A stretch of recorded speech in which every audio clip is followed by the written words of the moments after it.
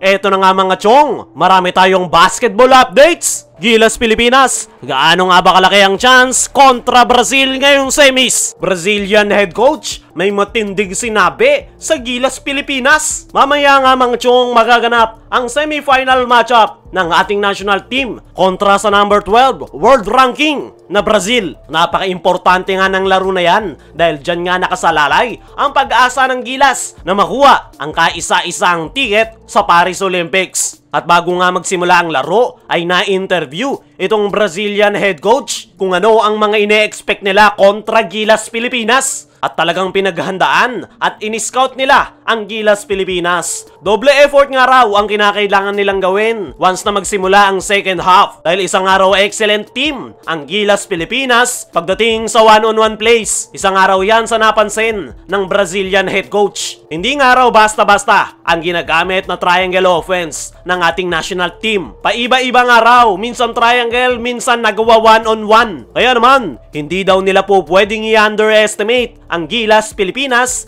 dahil iba na raw ang mundo ng basketball. Mabilis raw ang improvement ng mga kupunan at isa raw doon ang Gilas dahil highly technical nga raw ang laro ng kupunan ni Coach Tim Cone na may halong physical game. Philippines is a completely different, highly technical team with an excellent. At yan nga raw yung nakitang dahilan ng Brazilian head coach kung bakit nahihirapan at natalo ang Latvia kontra sa Gilas Pilipinas. Hindi raw mawari ng Latvia kung kinakailangan nilang makipaglaro ng physical game o gumamit ng utak. At yan nga raw ang kinakailangan nilang hanapan ng paraan ngayong makakaharap nila ang Gilas Pilipinas sa semifinals. Latvia is going to have to play physical game, to play different way against Philippines. Dagdag pa ng nasabing Brazilian head coach ay handa na nga raw sila kontra sa ating national team. Pero hindi nga daw sila nagpapakasiguro at hindi nga daw nila po pwedeng maliitin ang Gilas. Ayaw nga raw nilang magaya sa host country na Latvia. Kaya naman i-expect nga raw na sa darating na semifinals kontra Gilas Pilipinas, makikita ang kanilang full potential. Meron pa nga mga importanteng sinabi ang Brazilian head coach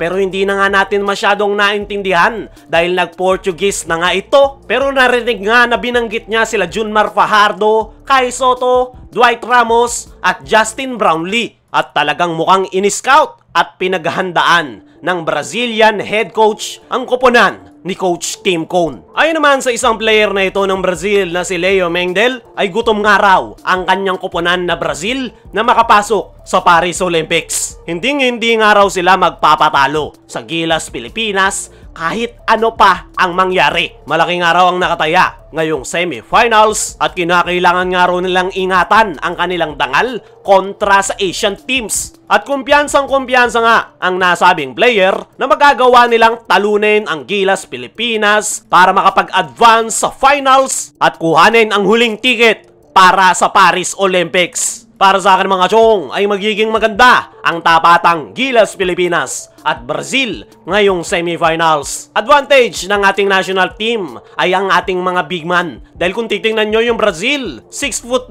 lang yung pinakamalaki sa kanilang lineup. Advantage ng Gilas, yung ating mga big man na sila Junmar Fajardo, Japet Aguilar at Kai Soto. Sana lang talaga ay makapaglaro si Kai Soto dahil ito nga yung magiging pinakamalaking player sa semifinal matchup ng Brazil at Gilas. At napakalaking advantage niyan para sa ating national team. Pero kahit maliliit ang player ng Brazil, ay sanay naman ang mga ito pagdating sa physical game. Kayang-kaya nilang makipagbalyahan sa loob ng painted area dahil halos lahat ng kanilang mga players ay nanggaling sa NBA. Kaya pagdating sa experience, ay dyan nakakalamang ang Brazil kontra Gilas Pilipinas. Pero gaano nga ba kalaki ang tsansa ng ating national team na manalo sa Brazil at mag-advance sa finals? Based sa history na paghaharap ng Brazil at Pilipinas, ay dominante ng Brazil. Palagi nga tayong tinatalo ng nasabing kupunan. Sa katunayan, 4-0 ang Brazil dahil sa 4 na beses na nakaharap nila ang Pilipinas ay palagi silang nananalo. Pero ngayong Olympic qualifying tournament ay iba na ang sitwasyon. Malaki na ngayon ang tsansa ng Gilas Pilipinas. Ang pinaka magiging malaking advantage nga ng ating national team ngayong semis kontra Brazil ay yung ating mga big man Gaya nga ng sabi natin kanina, 6'9" ang pinakamalaking player para sa Brazil. Kaya naman, i-expect natin na mas gagamitin ni Coach Tim Cone. Itulong sila Junmar Fajardo, Japet Aguilar, lalong-lalo na itong si Kai Sotto. Ang tatlong nasabing big man nga mga chong, ang pinaka magiging susi ng ating national team para makapag-advance sa finals. Kaya naman, kung makakapaglaro si Kai Sotto ay mas maganda para sa ating national team. Pero yung nakikita nga natin na posibleng maging problema ni Coach Tim Cone kontra Brazil ay mga athletic at mga eksperyensyado nga ang mga player na yan. Karamihan sa player ngayon na naka-line up sa Brazil ay naglaro sa NBA. Kaya i-expect natin na mala NBA yung kanilang laro, which is gagamitin nila yung kanilang skill set, athleticism, at more on one-on-one. Sa sistema na ginagamit na yan ng Brazil, ay may chance talaga ang Gilas na manalo. Ganyan na ganyan yung sistema ni Chot Reyes na halos dribble drive, kanya-kanyang laro, at more on hero ball.